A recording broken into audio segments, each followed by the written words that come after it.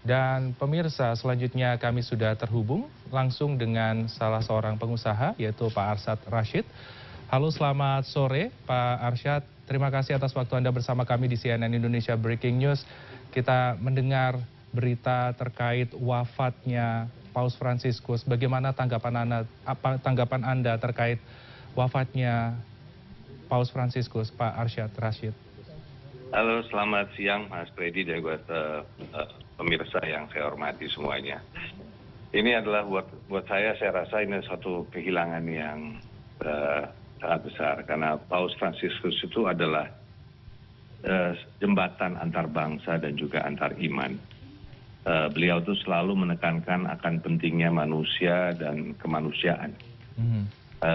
Dan saya pernah diskusi dengan beliau mulai dari waktu itu nilai-nilai Pancasila, kita diskusi mengenai Bhinneka Tunggal Ika, kita bicara kemanusiaan, kita bicara perdamaian, kesejahteraan, climate change, hingga waktu itu juga persiapan pembangunan terowongan daripada silaturahim yang ada di antara Masjid Istiqlal dengan katedral. Dan jadi saya melihat dari berbagai interaksi dengan beliau itu, saya tak hanya melihat kesederhanaan dan kebijaksanaan ya, tapi juga melihat visi besar beliau bagi dunia yang lebih baik untuk semuanya, ya, atau leaving no one behind. Itu bagaimana memastikan semua manusia itu harus kita ikut sertakan dalam sebuah proses. Dan ini juga beliaulah juga menginspirasi tercetusnya suatu movement yang kami buat, yang saya buat namanya 5P Global Movement, ya.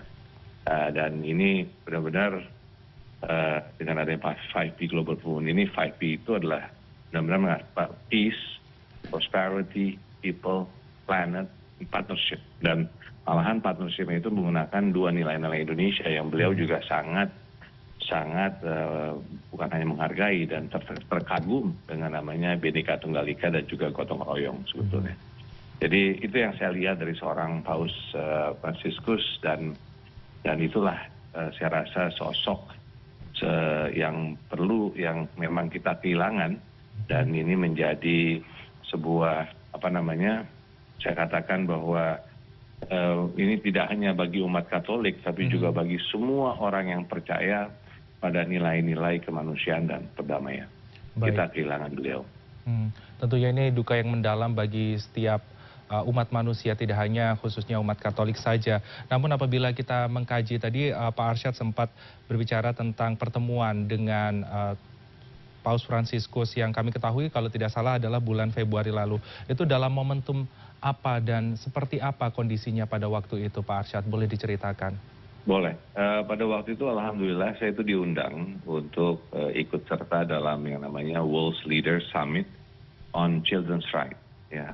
Khususnya pada waktu itu Pak Paus Fransiskus itu mengajak memimpin dunia dalam satu gerakan kolektif ya, untuk bagaimana menyelesaikan isu anak-anak yang terjadi di dunia.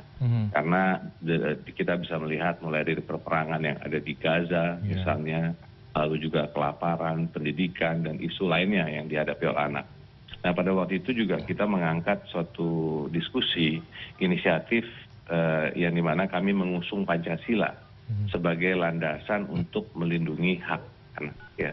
Lalu kami juga mengangkat inisiatif yang dilakukan yang diinisiatif oleh Bapak Presiden Prabowo Subianto perihal mengenai makan bergizi gratis sebagai salah satu contoh implementasi daripada nilai Pancasila bagi perlindungan anak, gitu ya.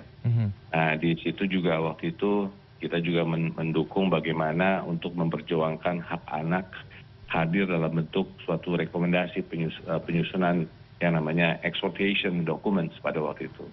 Dan ini juga membawa bagaimana peran Indonesia dalam mendorong hak anak di hadapan para figur yang tadi Paus Fransiskus di situ, tapi selain itu pun pada waktu itu ada juga Queen Rania dari Jordan, ada Wakil Perdana Menteri dari Italia, Presiden FIFA, dan lain-lain. Jadi karena memang kita sama-sama mempunyai satu pemahaman bahwa we can leave no one behind, dan kalau kita bicara mengenai peperangan hari ini, yang kita harus lihat bagaimana dampaknya terhadap anak-anak dan bagaimana kita bisa melakukan intervensi supaya kalau perperangan ini tidak terjadi di kemudian hari, yang harus dihilangkan adalah rasa kebencian dan bagaimana harus adanya rasa perdamaian. Jadi itulah pada waktu itu diskusi yang ada pada World Leaders Summit pada awal Februari yang lalu, dan di sini benar-benar kita menceritakan bagaimana Indonesia dengan Pancasila berperan, kita berikan rekomendasi hal itu, dan ternyata Paus sangat welcome dan sangat menghormati dan malah mendukung ya sebagai part of values, nilai-nilai yang perlu diduniakan. Nah, jadi itu juga menjadi satu kebanggaan untuk kita sendiri sebagai bangsa Indonesia. Oke, tentunya pada waktu momen yang Anda sebutkan World Leader Summit itu adalah menjadi salah satu poin yang penting untuk menyampaikan hal-hal ataupun juga yang terkait Indonesia, salah satunya pesan terkait Pancasila, yang intinya itu bisa menjadi hal yang positif untuk membawa kebaikan bagi dunia. Namun apabila kita berbicara tentang pertemuan Anda, Pak Arsyad Rashid, seberapa sering Anda bertemu dengan Paus dan juga sudah berapa kali secara langsung berinteraksi dengan Paus Fransiskus, Pak Arsyad? Alhamdulillah saya itu mendapatkan suatu kehormatan ya, di mana pada waktu itu mulai saya bertemu dengan beliau pada tahun 2021 pada waktu itu. Ternyata alhamdulillah setiap tahunnya saya bertemu dengan beliau. Di tahun 2022 saya bertemu, di tahun 2023 saya bertemu, lalu di tahun 2024 malahan alhamdulillah saya bertemu mungkin sampai dengan 3 kali pada waktu itu. Salah satunya adalah persiapan waktu itu beliau untuk berkunjung ke Indonesia. Nah, disitulah juga kami melaksanakan beberapa kali bertemu. Jadi alhamdulillah beberapa kali bisa berdiskusi dengan beliau. Tapi yang juga paling saya senangi adalah bagaimana tadi antara beliau menghormati antar agama dan bicara mengenai bagaimana kita harus bersatu bersama-sama untuk mencari satu perdamaian di dunia ini. Gitu.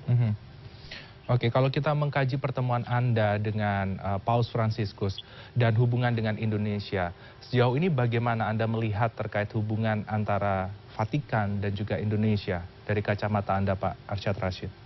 Saya melihat hubungannya sangat positif sekali. Saya melihat bahwa, makanya saya katakan bagaimana beliau mengadmire yang namanya Bhinneka Tunggal Ika. Makanya beliau tuh hadir kenapa ke Indonesia, yang dimana sebetulnya kalau bicara populasi demografinya we are the largest Muslim country in the world kan di dunia ini. Tetapi beliau melihatnya lebih dari itu. Beliau bagaimana kerukunan yang ada di Indonesia, bagaimana nilai-nilai bukan hanya dikatakan tapi memang dijalankan. Seperti yang saya katakan tadi, kebinekaan tunggal ika di kita, dan bagaimana value atau nilai-nilai gotong royong itu sangat beliau interest sekali. Dan disitulah beliau melihat keinginan beliau untuk datang sendiri dan melihat sendiri dan merasakan sendiri gitu. Jadi itu yang saya rasa, dan beliau malah pengennya, keinginan beliau adalah membawa nilai-nilai ini ke dunia. Karena itulah yang harus mungkin diadaptasi atau diinstil nilai-nilai ini kepada semuanya. Dan salah satu yang kita inikan juga adalah bagaimana nilai-nilai ini harus dimasukkan dalam konteks pembangunan ataupun economic growth. Dan di sisi ini sebetulnya cocok sekali dengan apa yang dilakukan oleh Pak Presiden hari ini ya, pemikiran ke depannya dengan saya katakan 08, yaitu 0% poverty dan 8% pertumbuhan ekonomi, yaitu secara representasi simbolik itu adalah bagaimana pertumbuhan ekonomi kita maju ke depan tapi leaving no one behind, atau tidak siapapun tidak boleh kita tinggal. Ya. Tentunya selalu bersama-sama, selalu bersatu seperti nilai-nilai yang ada di Indonesia. Namun Pak Arsyad Rashid, kami juga ingin mengetahui pengalaman yang paling berkesan yang hingga saat ini Anda tidak lupakan ketika berinteraksi secara langsung dari sosok Paus Fransiskus seperti apa, Pak Arsyad? Yang saya paling ini adalah humornya beliau. Saya nggak akan lupa bagaimana kita saling kita membuat tawa gitu ya, laughing at each other, dalam arti kata bagaimana how human he is, bagaimana beliau itu sangat down to earth, bagaimana beliau itu dalam konteks bisa kita berjoking bersama, bagaimana beliau melihat, menyentuh, dan selalu melihat bahwa kita ini harus saling bekerja sama gitu. Terus waktu pertemuan itu kalau saya ini sih mengenai how we love, kadang-kadang dalam joking kita bisa, he likes to jokes ya, untuk bercanda ria, dan itu sangat-sangat humanis gitu ya.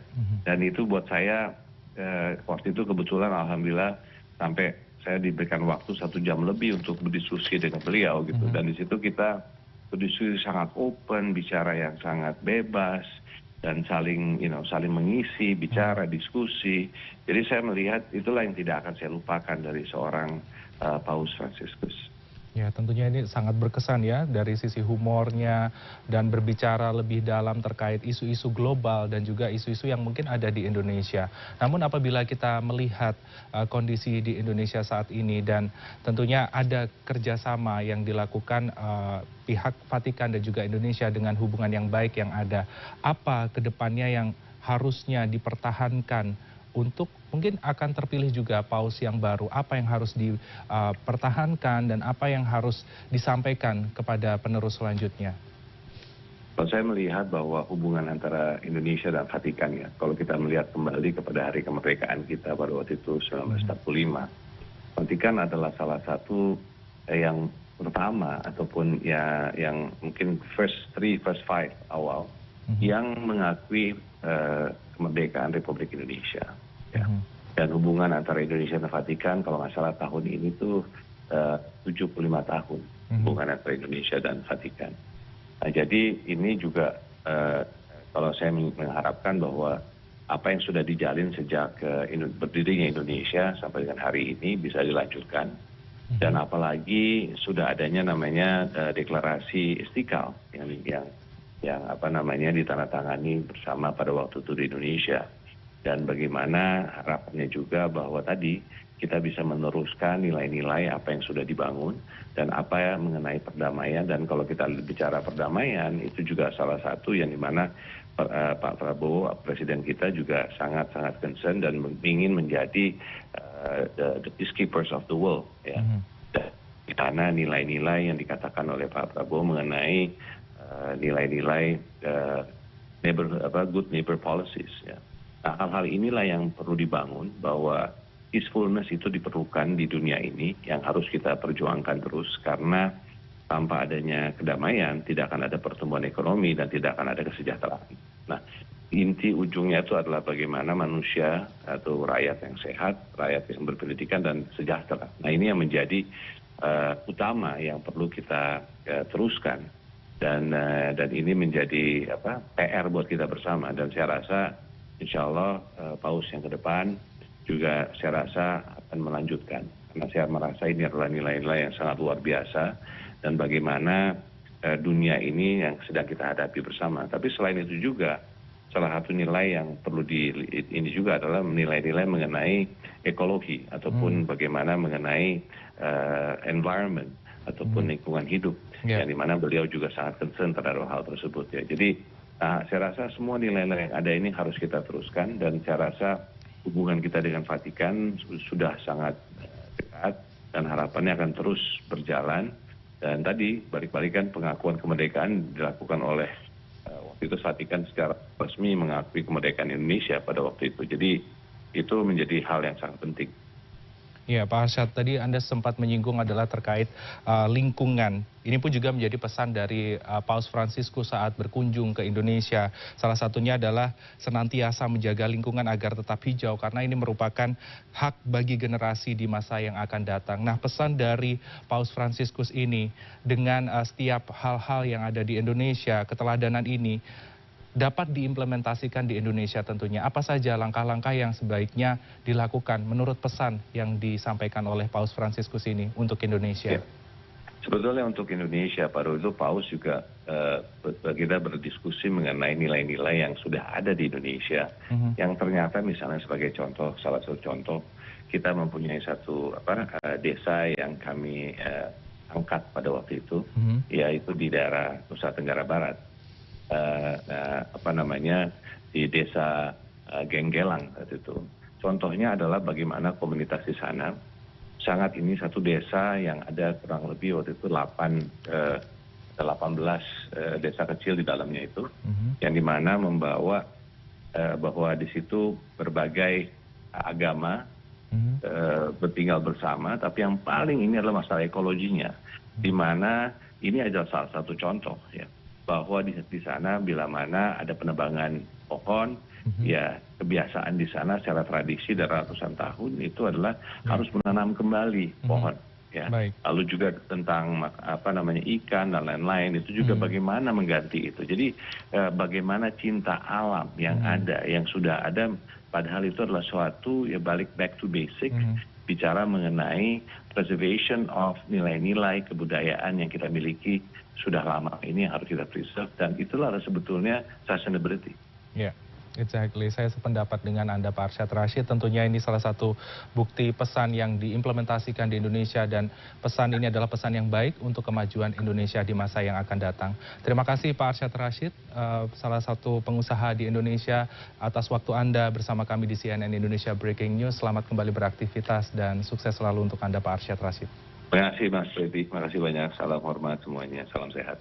Salam sehat.